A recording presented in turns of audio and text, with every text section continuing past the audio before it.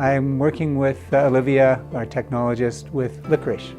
We're developing a gluten-free licorice, and it's been a lot of fun. It was a product that I always wanted to work with since I come to the center.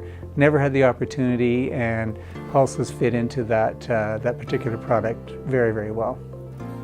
Normal licorice is 25% wheat flour, and ours is about the same. It's about 25%, and we found that the red lentil flour is the one that we chose for the licorice. It gave us the right characteristics, the right flavor profile. A gluten-free alternative, texture-wise, it's a very nice texture, very good flavor, just a very, compared to some of the controls that we were getting, we bought one control, a black licorice control, and it was very hard. Like, it was not a product that I would eat twice. Once to try it, but never again. And ours was a very soft, very nice product, and it worked well. Being that there isn't any available in Canada, I think it's the perfect opportunity to introduce this product into the marketplace.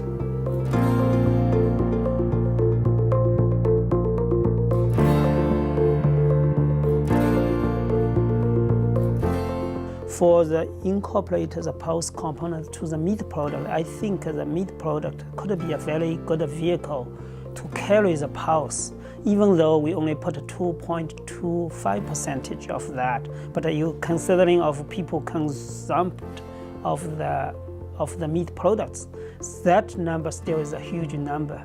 This one is a proactive product. We do not have specific count, and to try to incorporate the kind of pulse components into the meat products. For example, fresh sausage, and we're using fiber enriched product, things like that. I think as a meat scientist, we always need to promote the health meat products.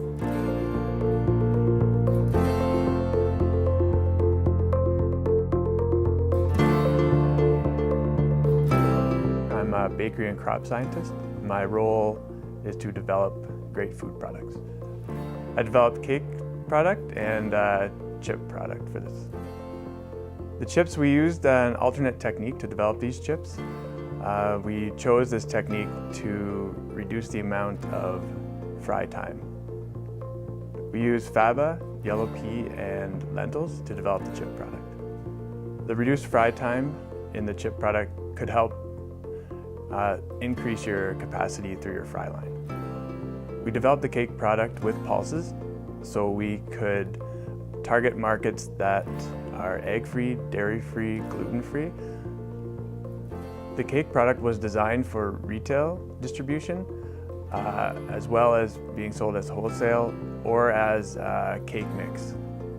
I think my role with developing products with pulses continues to grow every year. Every year we're developing different types of pulse products, and it's great and fun.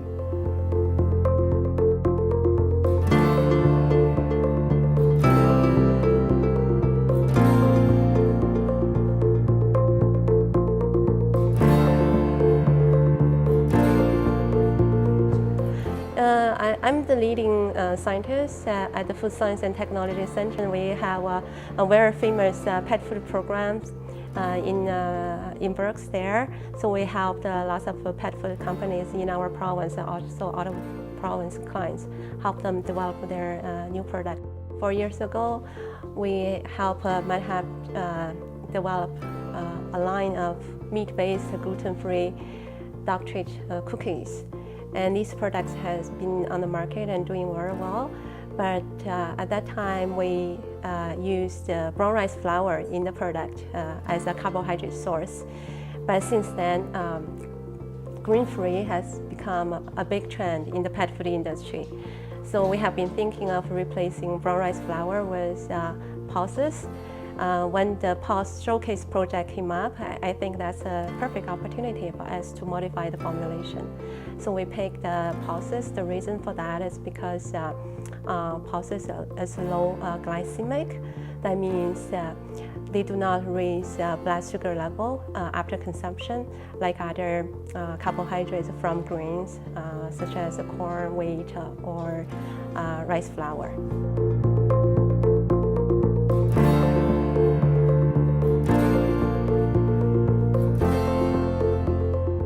For the past 6 months, I've been working on the Pulse Showcase alongside all the scientists involved and the other technologists to incorporate pulses into different products. So right now I'm working on a proactive product, which is a faba-based toffee bar. It was inspired by the classic Eat More bar, but instead of having peanuts, I wanted to replace that with a pulse. And through developmental work, we found that faba bean, when roasted, looks very similar to peanuts and has a nuttier taste. So that was my #1 choice for including that into the toffee bar. This bar is low allergen, so there's no nuts, no dairy, no egg, gluten, or soy. So this potentially could be a candy bar that could be offered in schools on the special occasions, as well as it is eligible for the high source of fiber claim in Canada, which is also a benefit.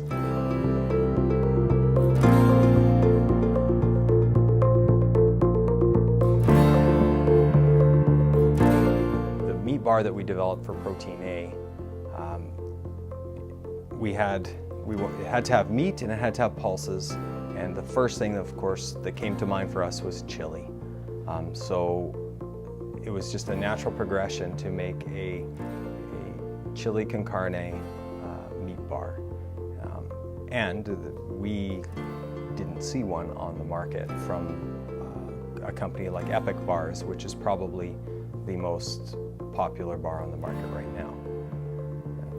So it was a natural fit to put whole pulses in that product so that the consumer group here can actually see pulse ingredients, see meat, and there will be an actual connection to, you know, what we know as a bowl of chili.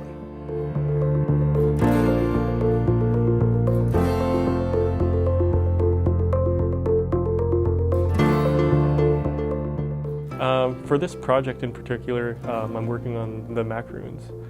So it's the French-based meringue confectionery, and my goal was to incorporate aquafaba into the product. Aquafaba is the liquid that's found in the canned chickpeas or just any types of legumes as well. So the goal was to use this as an egg replacer. It's the egg white, basically. This resembles basically everything that it would replicate to do. So you're trying to froth it, you can try to foam it, and eventually it becomes a meringue.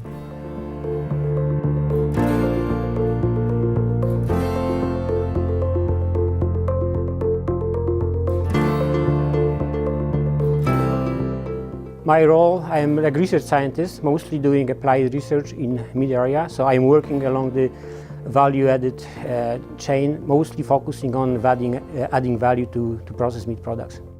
My part of the project was really proactive. I wasn't really working with any clients. It was just the idea that we should be really trying to incorporate pulses into meat products.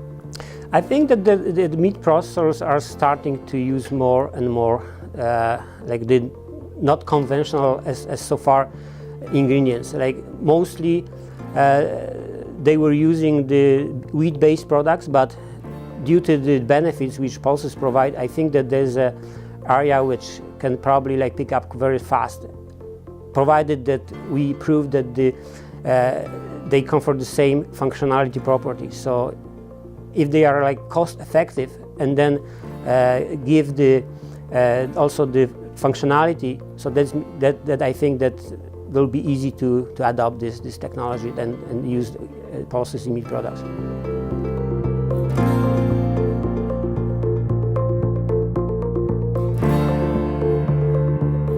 During the past 6 months, we had 2 different projects. One project, namely the non-dairy frozen dessert, we were using a pulse ingredient more in terms of its functional properties. So in the frozen dessert, what we were trying to do was use the functional properties, the pulse flour's ability to form a emulsion, to provide some thickening, some mouthfeel, some body. So in that we were able to make something that we couldn't make before.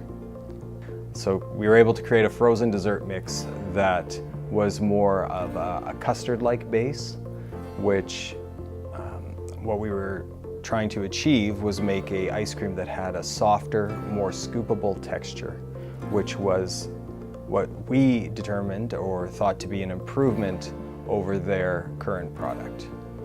This was really an opportunity for us to show our knowledge and our skills as food scientists, as well as all of the support that we have here at the center.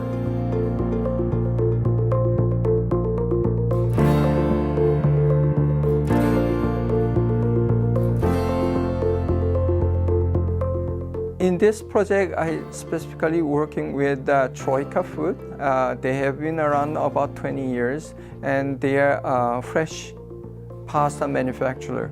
We have tried the pulses previously in spaghetti or linguine type of a noodle type pasta product.